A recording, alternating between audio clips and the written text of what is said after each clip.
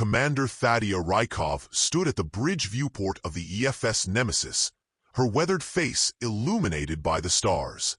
Behind her, the command deck hummed with restrained tension as tactical officers tracked the fleeing Morcadian vessels.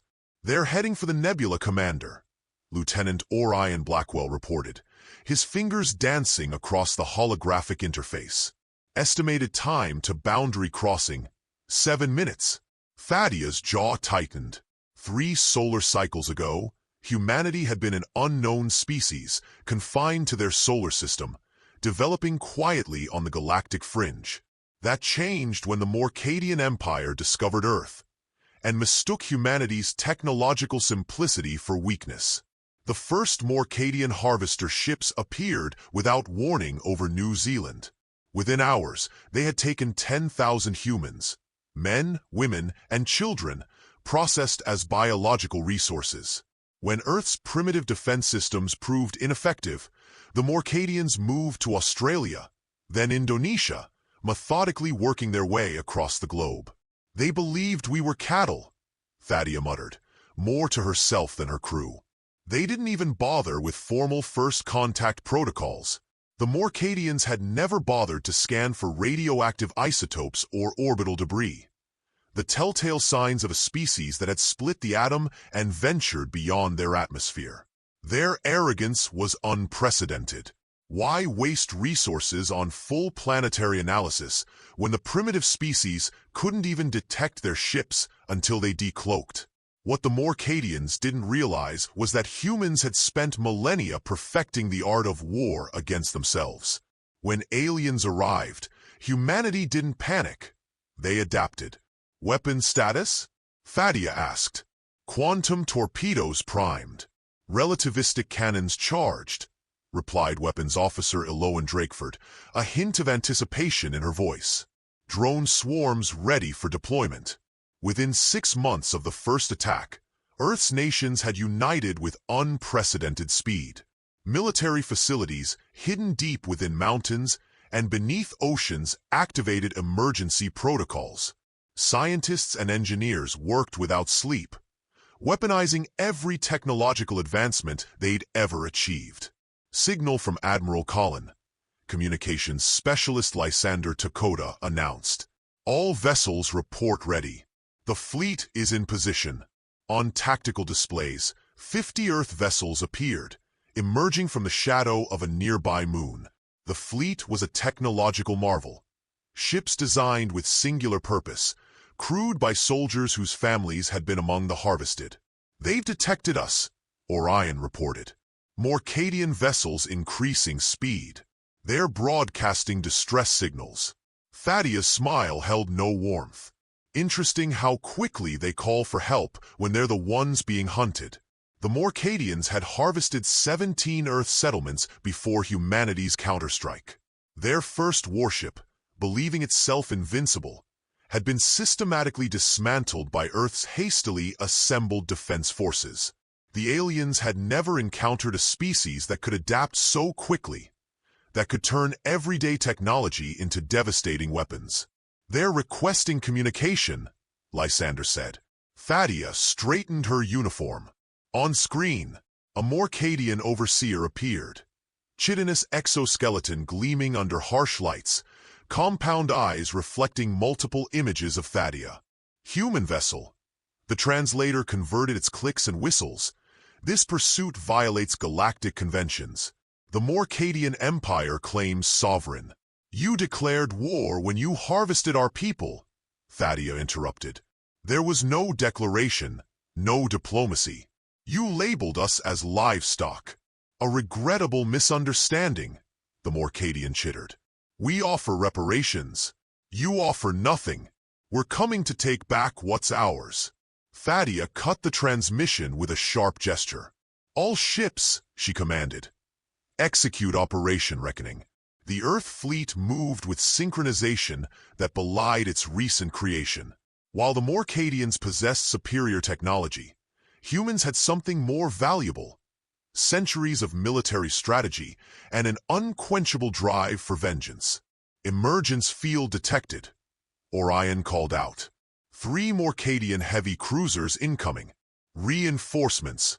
The Morcadians weren't fleeing. They were leading Earth's fleet into an ambush. Admiral Ilarion Collins' gravelly voice came through tactical channels. Implement Thermopylae Protocol. All vessels, defensive formations. Thadia nodded with grim satisfaction. They had anticipated this. Humanity's first interstellar conflict wouldn't be won through brute force, but through ingenuity and deception. Deploy countermeasures, she ordered. The space between the fleets bloomed with thousands of microscopic drones, a technology Earth had originally developed for weather modification. Each drone carried quantum entanglement disruptors, targeting the Morcadian communication networks. Their ships are losing coordination, reported Tactical Officer Zara Kamathi, monitoring the enemy's movements. Shield harmonics destabilizing. The Morcadian reinforcements slowed, their formation becoming ragged as Earth's technology interfered with their networked consciousness. Unlike humans, who thrived on independent thought, the Morcadians relied on hive-mind combat algorithms. Fascinating, commented Science Officer Viridian Nazari. Their reaction indicates they've never encountered electronic warfare of this nature. Earth had spent millennia developing ways to disrupt its own communications, jamming signals, creating false data, overwhelming networks. What was defensive on Earth became offensive in space.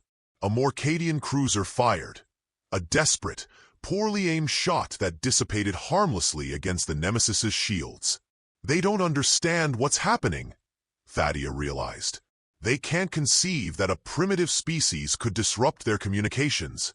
Commander, Lysander called, we're receiving transmissions from inside the Morcadian vessels. It's human voices. The bridge fell silent. These were the harvested, Earth's missing citizens. Patch it through, Thadia ordered, her voice taut. The sounds chilled everyone on the bridge. Human voices calling for help, some in languages not spoken for generations. The Morcadians had kept their human resources in stasis for decades, perhaps centuries. All vessels, Admiral Collin commanded. Initiate boarding protocols. Primary objective, recovery of human captives. Secondary objective, secure Morcadian data cores. Earth's ships launched boarding craft, not the elegant shuttles of science fiction, but converted cargo vessels packed with soldiers trained in zero-gravity combat. What they lacked in experience, they made up for in determination and adaptability. Morcadian central vessel attempting to flee, Orion reported. They're abandoning their own fleet. Thadia leaned forward. Not today. Target their propulsion systems. The Nemesis's main batteries fired with surgical precision. The Morcadian command ship listed, venting atmosphere from multiple breaches. Earth's boarding teams reported success across all channels. The Morcadians, accustomed to being feared predators, had no effective defense against close-quarters combat. Their ships were designed for harvesting operations, not repelling determined invaders fighting to rescue their own kind. Commander, Zara called out. The Morcadian databases we've accessed contain coordinates for 17 more harvester fleets operating in this sector alone. Thadia exchanged looks with her officers. This wasn't just a rescue mission anymore. It was the beginning of a war of liberation. Contact Earth Central Command, she ordered. Inform them that Operation Reckoning is just the beginning. As the last Morcadian vessel surrendered, Thadia watched the first transport shuttles returning to Earth ships, carrying humans rescued from captivity. They thought we were defenseless, she said quietly. They never considered that hunting humans might be the last mistake their empire would ever make. 3 years after the Battle of Procyon Nebula, Commander Thadia Rykov, now Admiral Rykov, stood before the Allied Species Council on Centauri Prime. Behind her stood representatives from 7 formerly subjugated species, liberated by Earth's campaign against the Morcadian Empire. The final Morcadian harvester outpost has been neutralized, she announced to the assembled delegates. All captive beings have been returned to their homeworlds or, when that wasn't possible, offered sanctuary on Earth or our colonies. The council chamber erupted in applause. The Morcadian Empire, which had terrorized the galactic rim for millennia, had crumbled in just 3 years against humanity's relentless advance. Not through superior technology or overwhelming numbers, but through humanity's unique adaptability and tenacity.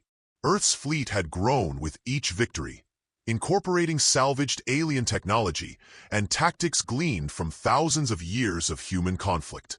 After the ceremony, Ilarion Colin, now Supreme Commander of the United Earth Defense Force, joined Thadia on an observation deck overlooking the spectacle of ships in orbit.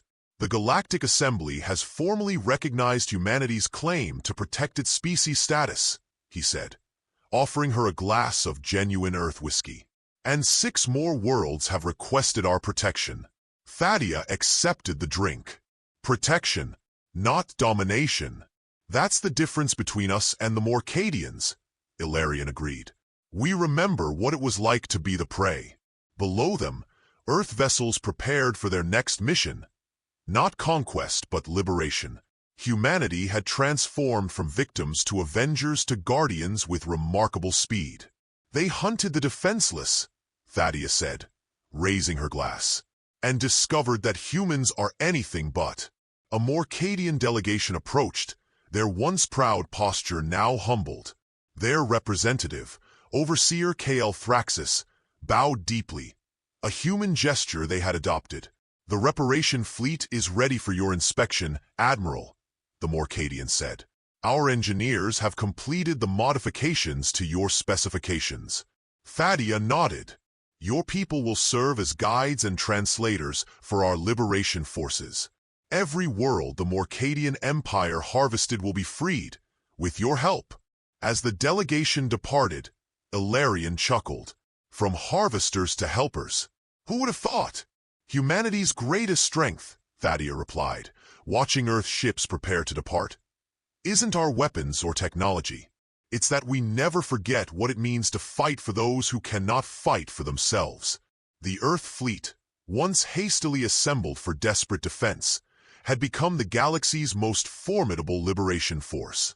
Not because humans were naturally superior, but because they had transformed suffering into purpose, vengeance into justice. The stars beckoned, not as conquest, but as a promise that what had happened to Earth would never happen to another world. Not while humanity stood watch. They had hunted the defenseless. Earth's fleet had been ruthless, and the galaxy was better for it.